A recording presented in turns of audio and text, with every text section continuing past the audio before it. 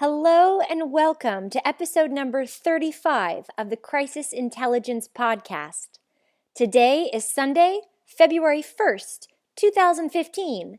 I'm Melissa Agnes, and this podcast is brought to you by Agnes Day. Let's talk crisis intelligence.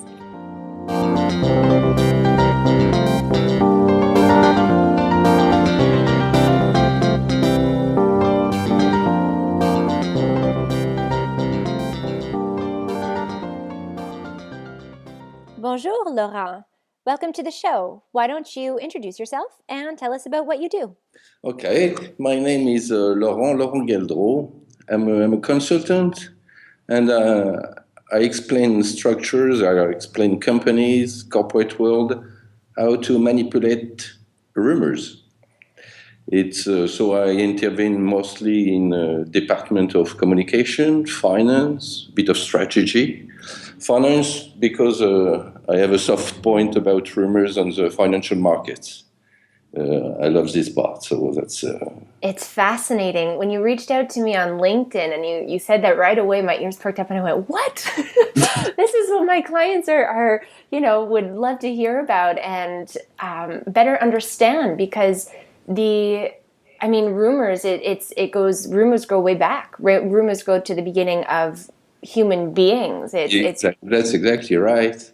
And I think it's the first source of information in the corporate world. So it's something. It's fascinating. So where just for listeners out there, where I want to go with this conversation is I want to analyze or dissect into how you got into this field, because that for me, I think that it's just a fascinating, unique, and rare field to be in. And I also want to talk about how organizations and professionals can better understand rumors so that they can have a better understanding if one were to go viral or spur against their own organization. So let's start with, how did you get into this field? How did rumors strike? How did you find your passion in rumors? Oh, it's coming. I'm doing this job since 15 years now, and it's an American author who get me into that. His name is Stanley Sachter. He's a psychologist in, I think it's Minnesota University, I think. Okay. And he wrote a book, a fantastic book. It's called The Psychology of Affiliation. It was probably in the 60s, the 70s, something like that. And it started with this guy. And it's just a fascinating, hypnotical world. It's so I'm always has been passionate by that. It's as simple as that. Wow. And so you're a consultant and you help actually spread rumors, is what you do. Yes. In fact, I have two sides of the same job. First, I explain how to do it. And if you agree with that, I help you to do it. For whatever the purpose, I don't have any judgment about what is good or bad or whatever. So actually, and I'm going to ask you a question now, because I know that it's on everybody's mind as they're listening to this. So rumors can destroy a reputation, as we know, and they can do worse. We're seeing terrible things with cyberbullying and different things like that for young adults and teenagers. Yes, online. Yes, it can do that, but you can you can learn the truth from the rumors too. It's not as simple as that. Explain that a little bit. That's interesting. Sometimes the foundation of the rumor is true, and in fact, this is not the issue for me of if it is true or not. It's not. This is for a class of philosophy. It's not. I never ask myself if something is true or not, really. Okay. Assuming that if everybody believes in something, it becomes true. So that's very true. Perception is everything, especially today. So I guess that it's fair to say that you are able to cross what others would call an ethical line that a lot of people probably wouldn't feel comfortable crossing. This is a judgment of values. I'm not into that, really. Okay. Okay. No, I want to ask because I know that I wanted to get that off the table because I know as people are listening, they're probably thinking, oh my goodness, how does he do that? And not the logistics of how, but how from a personal standpoint. Yeah. No, it's in fact there is nothing right or wrong. It's especially if you take. In fact, a lot of people do it, consciously or not. Most people spread rumors. I just put a structure on that. That's it. That's all I do. Okay, so that's fascinating. So let's talk, or maybe we could go into the sociology of rumors. So what makes a rumor so appealing to society or so hypnotic? What's so hypnotic about rumors? Oh, a good rumor basically have to trigger what we call a primal feeling, a primal emotion. And if it does that, it doesn't matter if it's true or not, it will spread. And in fact, there is only four primal emotion. It's laughter, disgust, anger, or fear. So if your rumor has this kind of ingredient, this kind of component, be careful. It's not going to die with a fight. And that actually goes hand in hand with people ask often whether it's a marketing campaign or on my side of things, a crisis. They say, well, what makes a crisis go viral or what makes a marketing campaign go viral? And the answer there, although we can't ever be 100% sure of what, you can't exactly plan for something to go viral 100%, No, but that's true. it's that emotional In fact, factor. That's, no one can guarantee you a rumor is going to work unless it worked. What I'm talking about today is about the prerequisite to make it work. And if you go on this primal feeling, you have a very good chance to go viral. which runs in line with what I say about crisis. It's that emotional factor, a deep emotional impact, and the relatability.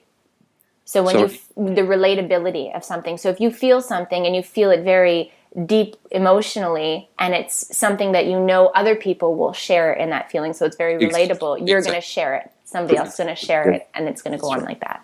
That's right. Wow. It's quite simple, in fact. It is quite simple, I guess, when you understand it. So then when you decide, as you're working with your clients, you decide on what emotion or primal emotion you're going to go for? Yeah. And then you do some research? Yes. Yes, exactly. It depends of the needs of the client. But basically, so there is some companies who are more suitable for some special kind of rumors, and for that you have to go through a stereotype for this kind of things, what we call a social representation. For example, I don't know if I'm talking about McDonald's. What is the first feeling you got coming in your mind? Are you asking me? Yeah. First feeling I get from McDonald's would be, I don't know, the globalization of the brand. If that makes sense. But in France, it would be totally different. It's probably the worst food we can actually imagine. So you got to make a rumor around that. If I take a politician, what is the first thing that comes in your brain? Usually is, I think it happens for a lot of people, it's dishonesty. It's yes, in France it's the same. It is either incompetent or corrupt. So you got to make a rumor around this stereotype. Which, I mean, talking about McDonald's, you're absolutely right. For me, that's the first thing I think of a brand I think of different layers of the brand, but absolutely you think of, and they've been in the spotlight for years now about the quality of their products. That's it. It's when you are activating a stereotype like that, you put your audience in a low cognitive mode. And am I clear here? I'm not sure. Yep, that's clear.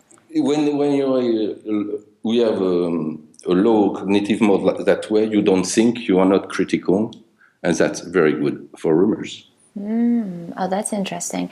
And so if most rumors are or can be based on truth, that's an interesting dynamic. Now, what if you do your homework and there's nothing real, there's no dirty laundry or about a certain individual or an organization? Can a rumor... We all have preconceived ideas about everything. Okay. We just have to activate the right preconceived part of it.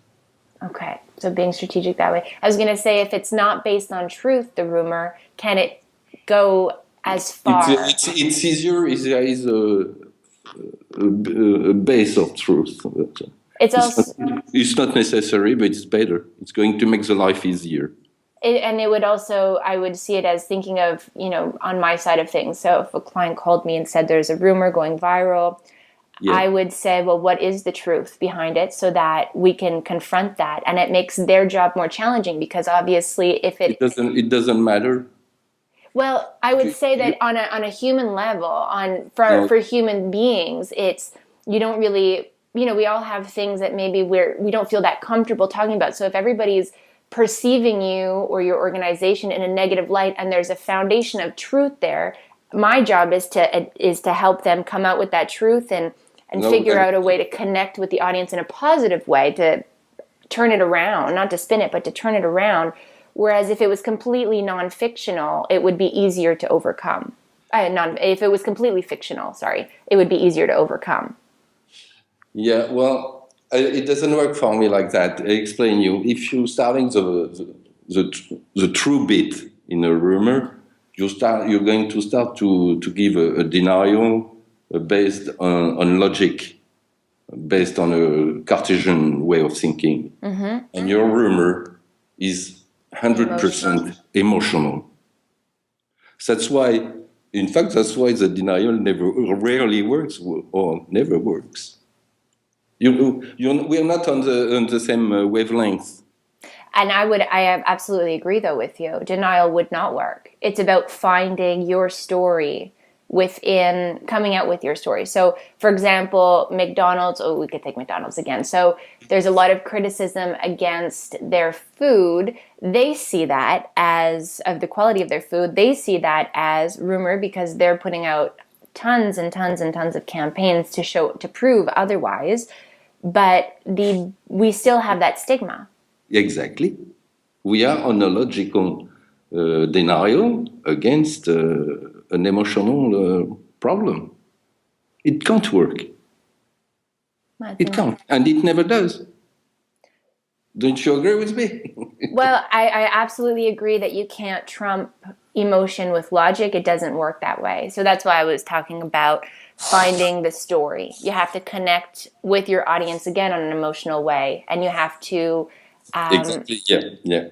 You have to come out, and not just appear, but exude relatability, humanity, compassion, sincerity, honesty, transparency, all these things, if you're going to find a way to overcome it. And yes, I will, because I'm going to find something which is going to make you laugh, disgust you, make you mad, or scare you. And so how can you tell, in your experience, and how other people can tell, how can you tell a rumor from truth? Or can you, when it's well concocted? It's a question I never asked to myself. If it's true or not. Oh, that's true. You said that. Okay, so other people, how can we tell if we hear something and we say, it's touching me emotionally, but what if it's not true? How is there a way that we can, or that is just doing homework and getting to the bottom of it? Sorry, I missed that. Oh, so not you. So you with your clients, you never ask yourself if it's true or not, because you just, you don't want to pass any judgment, and you just help your clients form the rumor. But for us, for the people out there who are being told a rumor, are there ways to tell if a good rumor is in fact a rumor, or is it created in such a way that it's nearly impossible to tell from the surface? If I do my job properly, I don't think you can win, really. Sorry. No, no, and I'm talking from people. So I mean, maybe people listening are saying, "Well, I don't want to I don't like to be a sucker, for example. You see these things on Facebook. They go viral on Facebook and everybody reposts it, reposts it, reposts it thinking that it's true. But in those cases, maybe we're going a little bit on the emotional factors, but nobody's really doing their homework. No, So, you have to understand when there is an opposition, when there is a fight between cognition and emotion always will win. we're talking deeper level than the things that go. I explain you, if I may, why. Go ahead. The human brain is made that way. It has 3 levels. The first level is what we call the reptilian brain, which is very pointless for us, which it's a brain which is going to keep your body alive. It's going to regulate your digestion, your sleep, your blood pressure, etc., etc. And after, you have the limbic brain. The limbic brain is the base of all the emotion, aggressivity, pleasure, etc. On the top of that, you have the cortex, neocortex, which is the basement of the base of all the intelligence, deduction, induction, thinking by analogy, speech, etc., etc. When I'm activating one of these primal feelings, I'm acting directly on your limbic brain. And this limbic brain is 1,000 times faster than your cortex or neocortex. So in fact, I'm shunting, does that make sense? I'm switching off your cortex when I'm making you laugh, I'm making you disgusted, mad, etc. Your ability to distinguish the truth, the not truth, or whatever you're trying to explain disappear. I just have a laugh. I'm just scared. So that's the way the human brain is built. I'm not guilty of that. But when I'm doing that, I'm hitting you, and you can fight. It's just going to make you laugh. It's just going to scare you. I don't know. We're in the woods. You're going to pick up some mushroom. If you see an enormous bear behind a tree, believe me, it's going to be hard to concentrate on the mushrooms. Okay? I don't know if I'm... Yeah, oh, absolutely. Absolutely. So that's the way it works. You're thinking a logical way. I'm not acting that way. It's not what I'm doing at all. You're playing on emotion, which makes for a crisis. Yes. And are you ever, or you or your clients, are you ever... So if the rumor gets back to, I'm sure you protect yourself as a consultant, but if the rumor gets back to the individual, the organization responsible who hired you and formed there is ways to avoid that. Okay. I was going to ask, legal liability, whether it's slander or defamation. No. There is ways about that, and I don't know if there might be. Let me. First of all, one of the ways, just one for the example, we call it the casual listening. The person is going to take the information through something casual. He's not supposed to listen to that. This rumor is not made for him. You understand how he's going to spread that? It's casual. Okay. He was not supposed to be the recipient of the information. He's going to get it. Okay. So that's the way you go through the... You manipulate. Well, it's all about manipulation, strategy and manipulation. Yes. Yes. I don't know where strategy starts and manipulation stops. That's an interesting point. So, what are the rules of a rumor? But first of all, like I said, the primal feeling. Mm-hmm. You have to activate like I said, a stereotype about the person, the structure you want to hit with that. And the third point would be the timing. The timing is quite crucial, in fact. A good timing is a timing where you have the highest point of anxiety in the structure. People anxious are very what Sasha called affiliative. They want to communicate. They need some social reassurance, and that's very good for the rumors. So you don't do a rumor anytime like that. It's when you have a high moment of anxiety in the structure or in the society or anywhere in the society. You never had a moment where you had the most rumor I ever heard. It was during 911. Here in France, right now, we have a massive gun down at Charlie Hebdo, which is a newspaper here. 10 people have been killed. There's so many rumors right now. You have no idea. Well, in the corporate world, it's exactly the same. And there is some moment of anxiety you can plan, and some you can't plan. 911 you can't plan, but there is some you can. And one of the best moments for rumors are the presidential election, and that you can plan them. Makes sense as to why it might be one of your favorites. Sorry? I said it makes sense to why it might be one of your favorites, is the political. Yes, so there is some you can plan, and some others you can't. And so... In fact, in the corporate world, any kind of deadlines is an anxiety generator.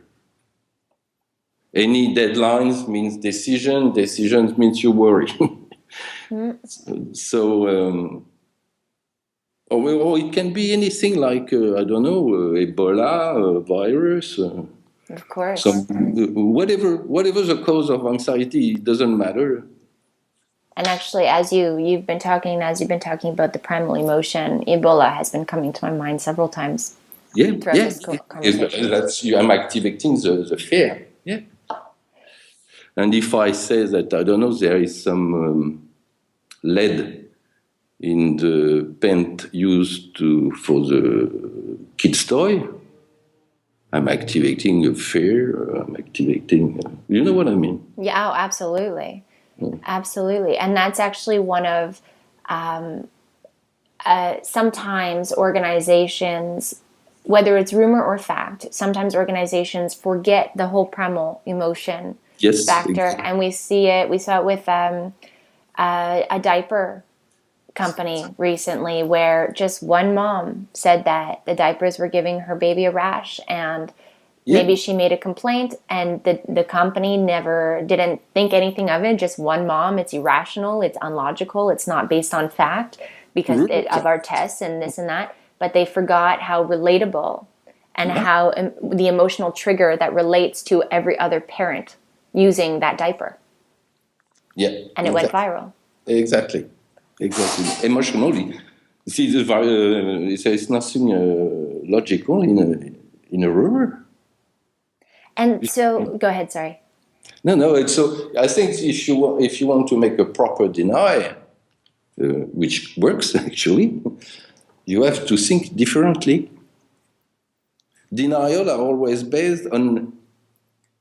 It's always something like, no, it's not true. But I was having fun to believe in this rumor, and you come and you say, no, it's not true. So you're refusing my vision of the world. And if you're refusing my vision of the world, you're going to oblige me to rebuild another vision, which is a very hard process, a psychological process. So I have the choice between being obliged of building another belief system or not believing you. What do you think I'm going to do? Which is why I said earlier that it's not about denial. It's about telling your story from whatever other people are believing, and finding again that primal emotion that you can connect with your audience to either get them to understand the truth, or I'm sounding logical, but I'm not talking about logic here. I'm talking about finding your emotional connection and story. Yes, that's right. And if you don't do that, I won't believe you. Absolutely. Absolutely. And history proves that time and time again, especially when we talk about political leaders. Yes, I must say it's quite easy with them, you know. It makes your job easier. So if rumors are usually used to bring down a competitor or somebody that you want to bring down, an organization or a person. It depends. There is plenty of. Well, actually, that's what I was going to ask. So, is the opposite true? And for listeners out there, I am not. You do your job and you don't pass judgment, and I won't pass judgment, but I will say I do not recommend launching a rumor to bring your brand up, because you can actually put yourself into a crisis. So this is really just a question: do organizations do the opposite? No. It's like, once again, it's not that simple. A lot of people, the top management are using rumor inside their structure. We call it a rumor intra. Internally. So there is a way of to manage people through rumors.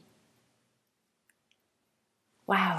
And I'm saying wow because it's the opposite of what I teach and what I work with and how I work. So it's fascinating to hear the other side of things, and it's very realistic. It's very true. It's quite absolutely. If I'm a manager and I want to try something, I'm going to, I don't know what's the name in English, but we call it tâter le terrain. Tâter le terrain. I don't know that expression. Okay, it's when you want to see the reaction of the structure to something you want to do.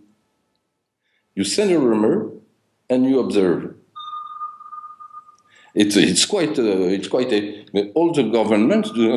They do that on a regular basis. Of course, it's quite convenient. It's just to see what's going to be the global reaction to something you're planning to do.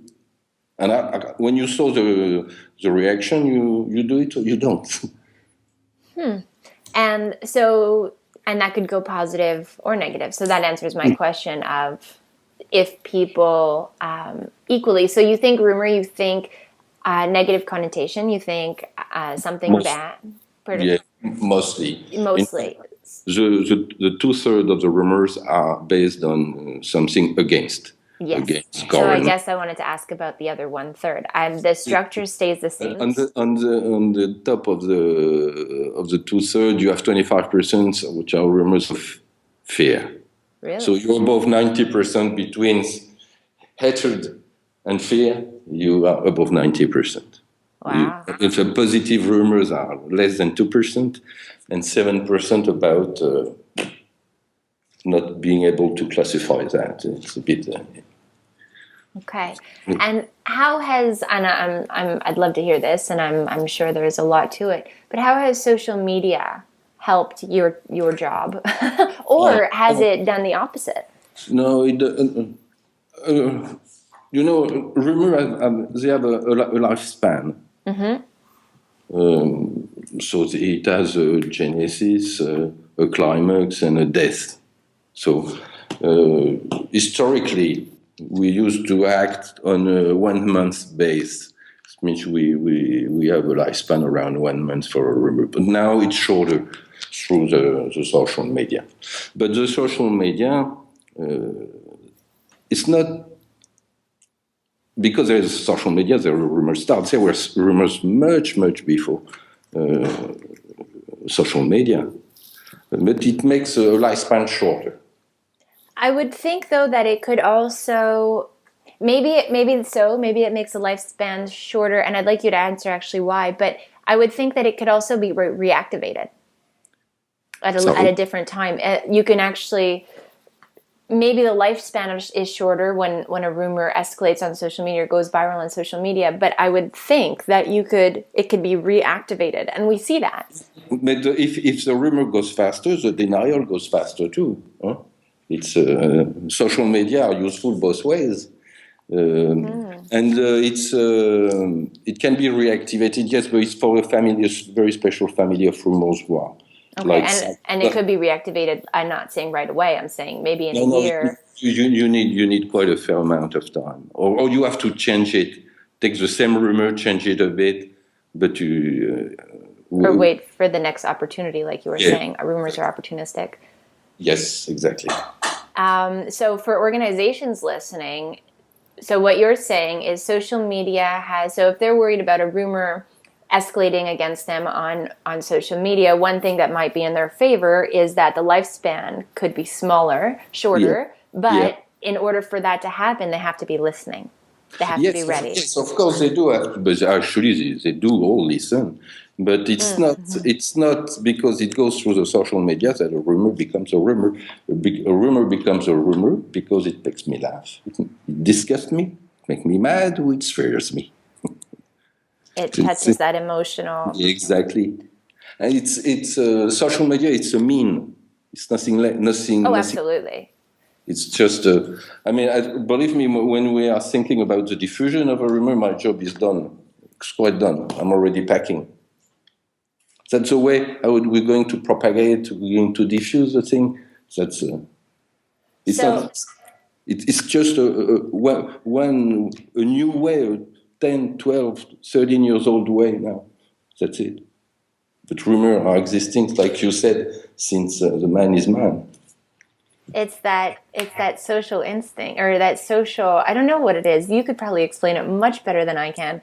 That hypnotic effect that rumors have, and that society wants to feel part of a group or feel, and I'm sure that plays a lot into helping it escalate.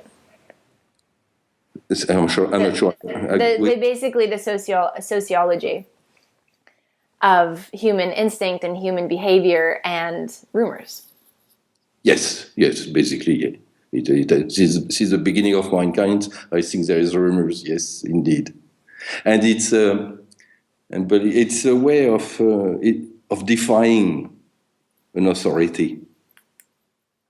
Rumors it's an how could I say, a forbidden speech, and that structure do not like. But it's an act of sedition. Do you understand what sedition would be?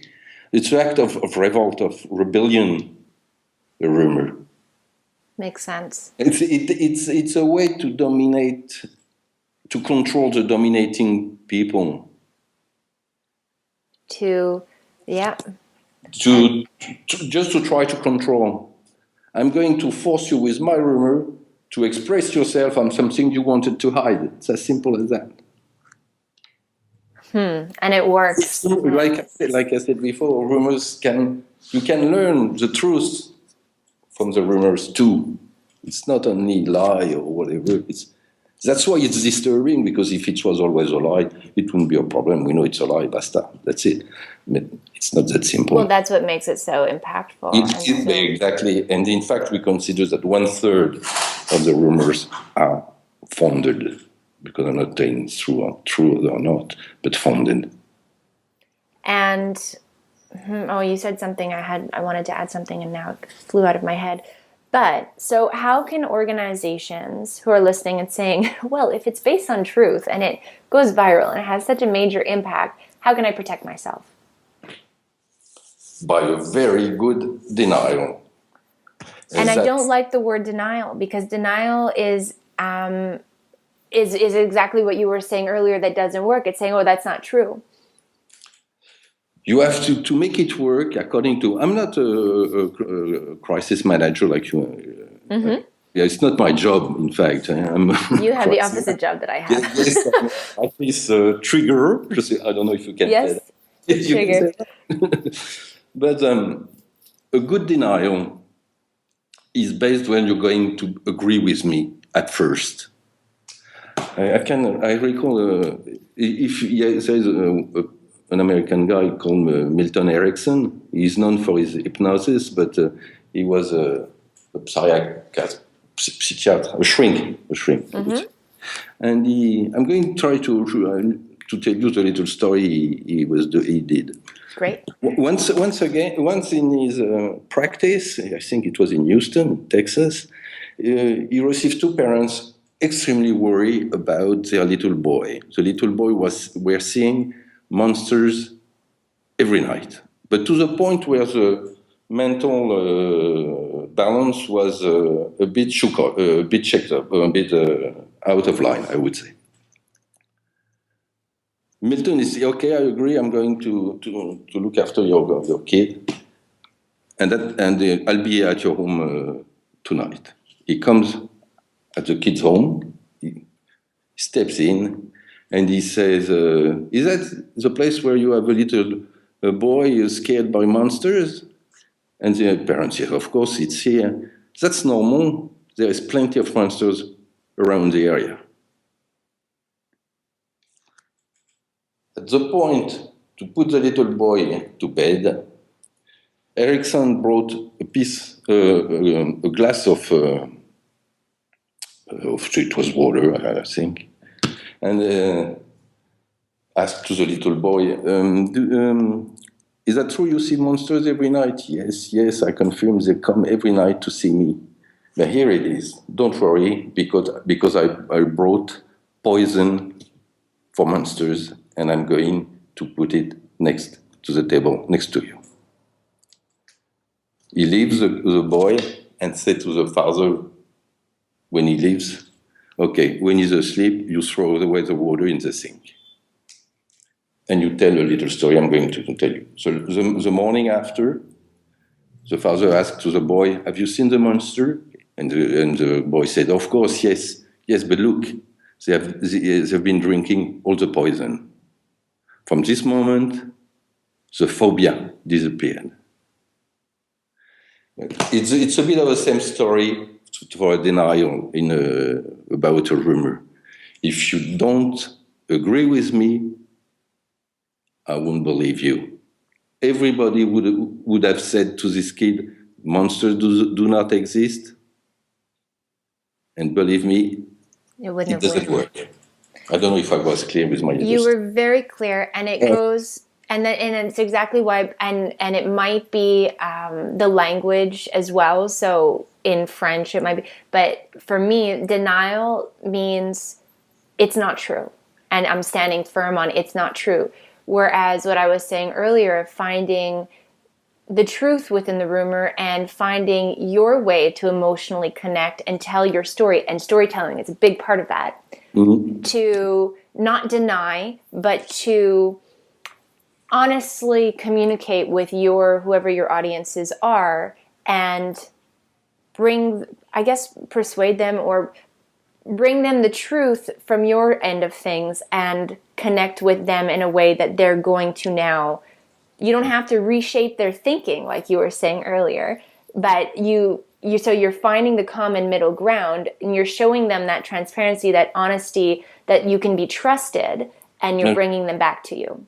Okay, I don't think so. I tell you why. Okay. It was a rumor. It was in Europe a few months ago. It was IKEA. You know IKEA. IKEA. IKEA, yeah. It was a rumor. According to this rumor, you could find faces in the chocolate cake at IKEA's restaurant.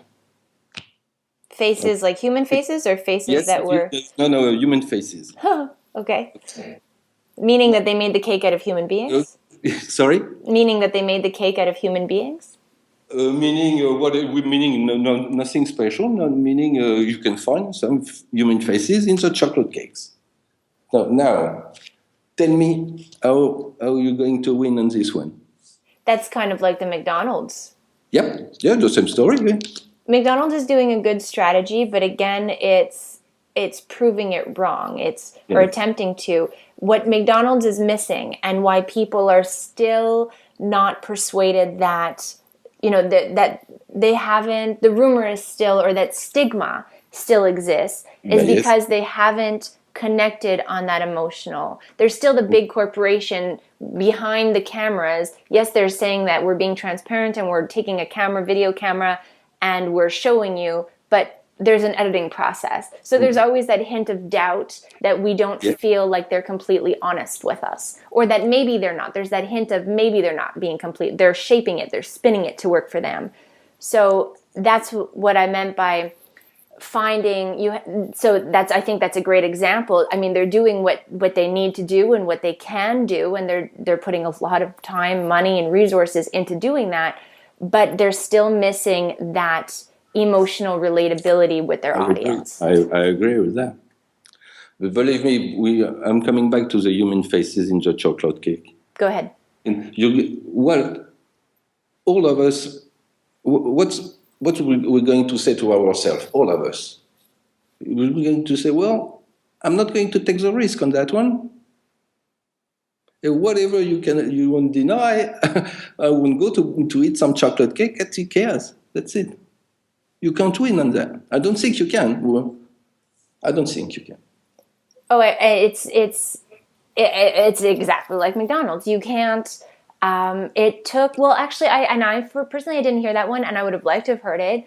For me, thinking, I would think, why would there be human faces in chocolate cake?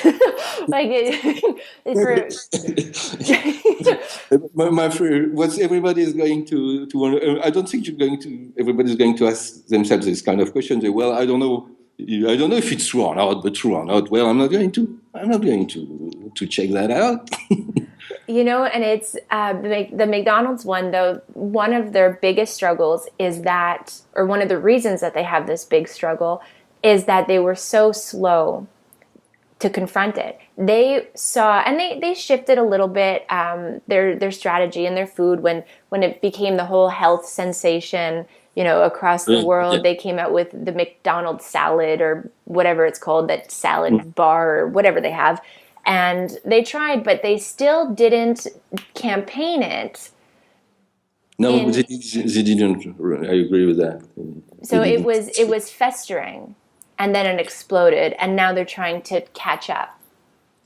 Yeah, but it sounds a bit late. And you're right, that emotional impact, that emotion, that primal emotion that people feel towards McDonald's now, it's ingrained within somebody's thought of the brand.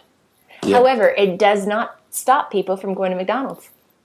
No, I mean, like I said, rumors have a lifespan, so it works only for a short amount of time, for a few days, 2 weeks, 3 weeks, at the very most. So after, the rumor disappears.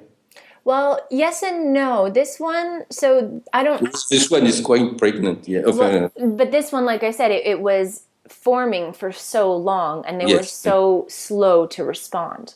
Yeah, and they still haven't found a way to respond with that primal emotion. They're responding with logic. Like I said, when you act to the primal emotion, your brain is just switched off. It's so what's the difference, or how would you compare a rumor versus a lie? Well, I'm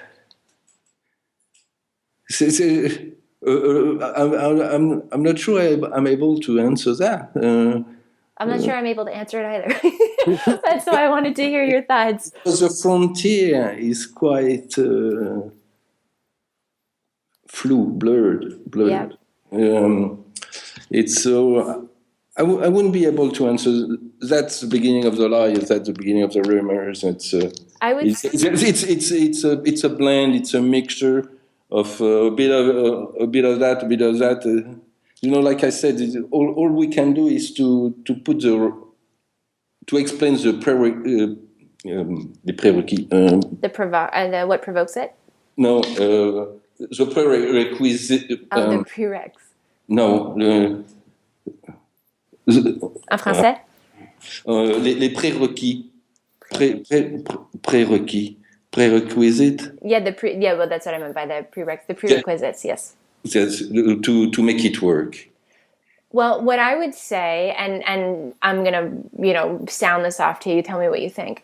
So, if a rumor is a concoction of lie and truth, or let's put it bluntly like that. What I would say the difference is that a lie is something that is told. A rumor is something that spreads. Yes, but most rumors are spontaneous. They're not manipulated. And when you do try to manipulate a rumor, at one stage you have to talk to someone. So you have to have what we call the initial locuteur. The planting of the seed. Yes, that's it. But basically, yes. Like I said, most rumors are not manipulated, and they're socially spontaneous. And they go way back. I mean, you think of rumors, you think high school, you think, elementary school, and the rumors that circulate, the chuchette, the whispers that go on in the hallways, and yes, that's yeah. In fact, if you take this author I was talking about, what is Sachter, he made one of his first experiments in a college. It's a magnificent experiment. He was trying to spread rumor all over the college, and nothing was working. Nothing. And believe me, he was good at that. And at one stage, he's going to send the principal of the college in one class, and the principal is going to threaten a young girl. You, miss whatever, you take your book, you come with me, you won't be back today. And that's it. It's what we call increase the tension. If you do that, rumors works much, much better. So it's like I said, I mentioned anxiety, but you can artificially increase the tension in any structure. In most cases, I must say, it's a rumor of merger and acquisition, and because everybody, the biggest fear in the corporate world, it's to be fired, and it's as simple as that. So when you activate inside a structure this kind of feeling, of general feeling of anxiety, half of the work is done. It's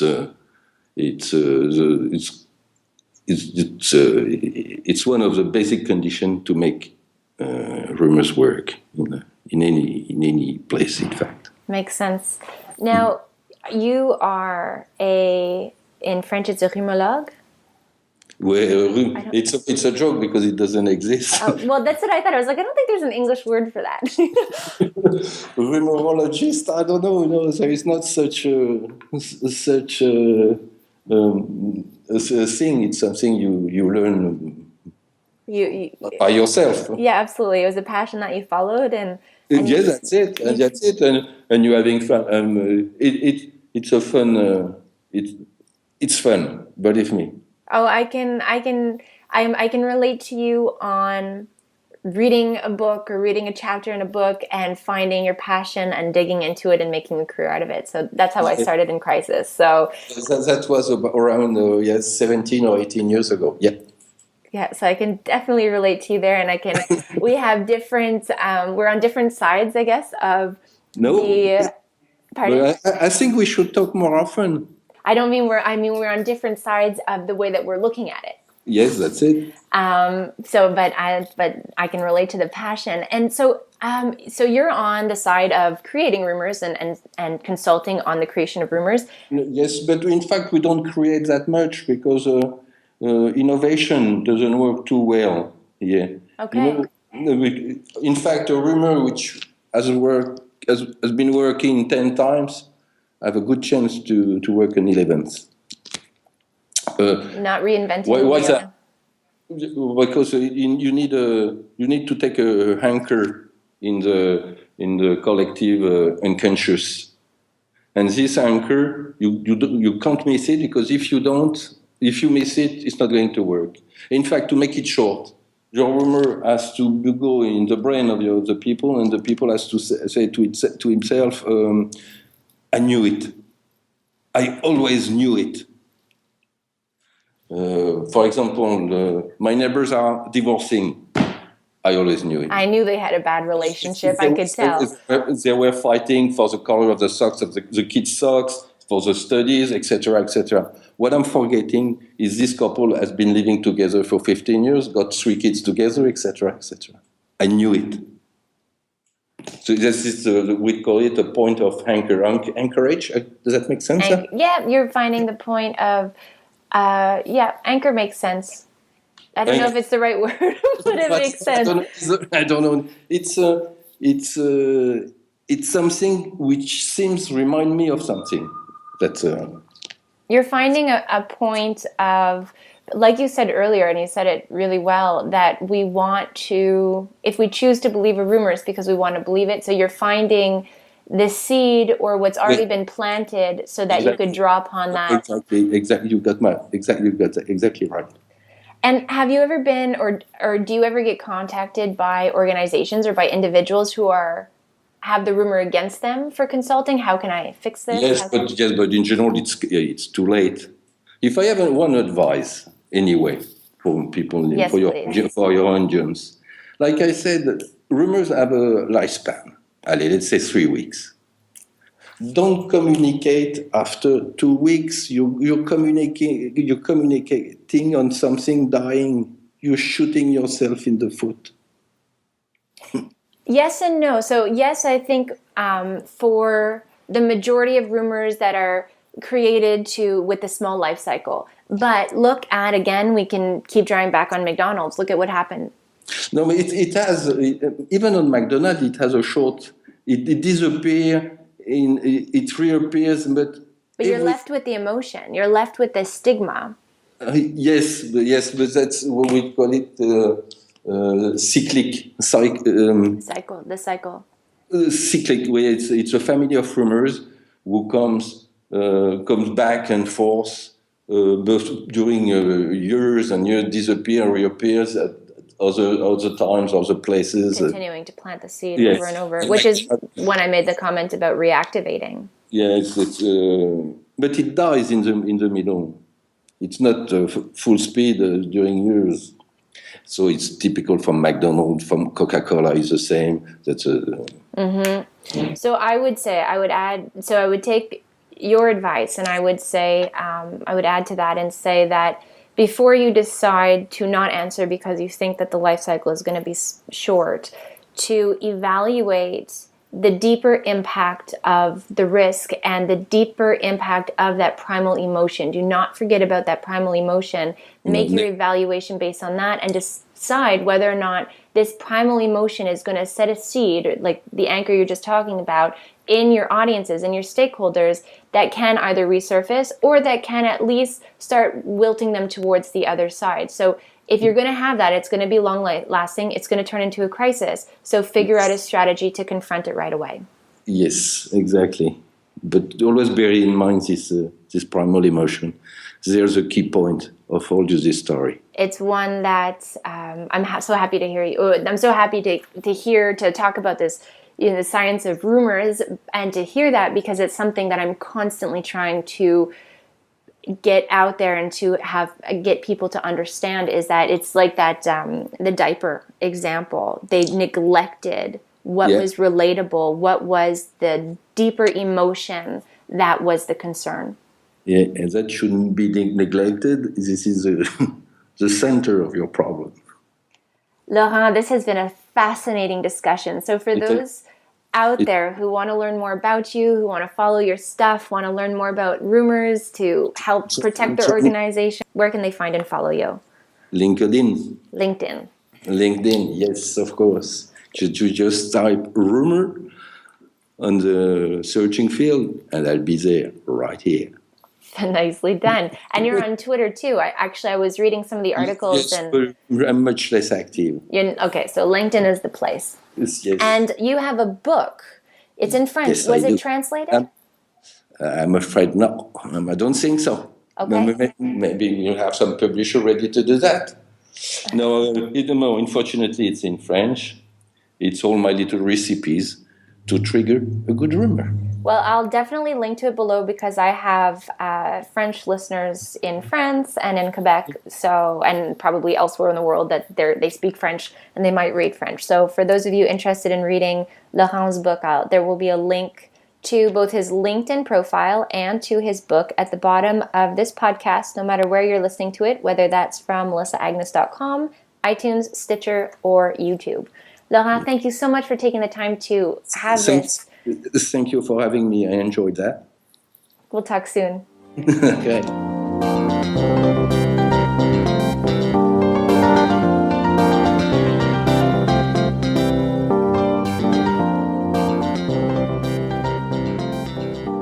Thank you for tuning in and listening to this week's episode of the Crisis Intelligence Podcast with me, Melissa Agnes. I release a new episode every Sunday, so if you haven't done so already, be sure to subscribe to this Crisis Intelligence Podcast on iTunes or Stitcher so you don't miss out on any future episodes. While you're at it, feel free to leave me a rating or review on iTunes. This will go such a long way in helping me get this important information to more people just like you to help benefit their crisis management and crisis communications. Additionally, if you'd like to have me come and speak at an upcoming event that you may be organizing, I'd be happy to have a conversation with you.